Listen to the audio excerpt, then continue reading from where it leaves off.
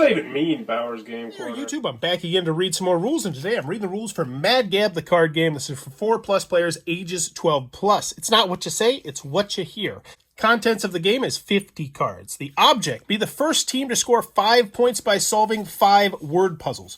Puzzles consist of a set of unrelated words and pictures that when read aloud sound like phrases, names, places, etc. For example, the picture in the puzzle is row. When you read the picture and words together, it sounds like Rome, Italy.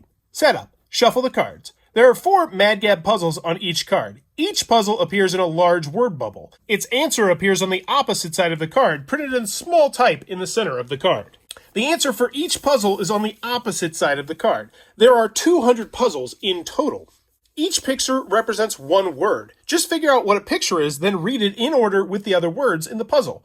For example, looking at the first puzzle above, you would read row, middle, he. Tip. Just in case you can't figure out what a picture is supposed to be, all the pictures in a puzzle are listed below that puzzle's answer on the opposite side of the card. How to play Mad Gab card game. Split into 2 teams and decide who will go first. Teams take turns, and each turn will have 30 seconds to guess a puzzle. Use a clock to time your opponents during their turn. When you're ready to start your turn, the opposing team calls go and begins timing. Players on your team take turns being coach. It's the coach's job to help his or her team by directing their guesses. When it's your turn to coach, draw a card and hold it up so your teammates can see the puzzle on the front of the card. You look at the answer on the back. If you've already played that puzzle, choose a different puzzle from that card. Your teammates should read the puzzle out loud until they sound out the solution.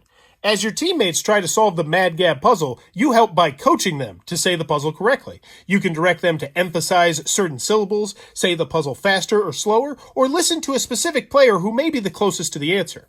Encourage your teammates to say the Mad Gab puzzles aloud so they can hear each other say the answer. If your teammates can't figure out what a picture is supposed to be, for instance, they call a picture a plate when it's supposed to be a dish, you can direct them towards the right word. It's another word for plate. You cannot say that a picture rhymes with another word. Remember, the correct word for each picture is listed in parentheses below the puzzle's answer. As coach, you may not give any hints regarding the puzzle's answer, such as, it's an actor.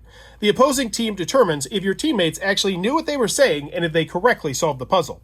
If your team solves the puzzle, keep the puzzle card to keep track of your score. 1 card equals 1 point. You or your team may not pass on a puzzle. If time runs out before your team solves the puzzle, your turn ends. Return the puzzle card to the bottom of the deck. Pass the deck to the other team and continue playing. Winning the game, the first team to score 5 points after both teams have had the same number of turns is the winner.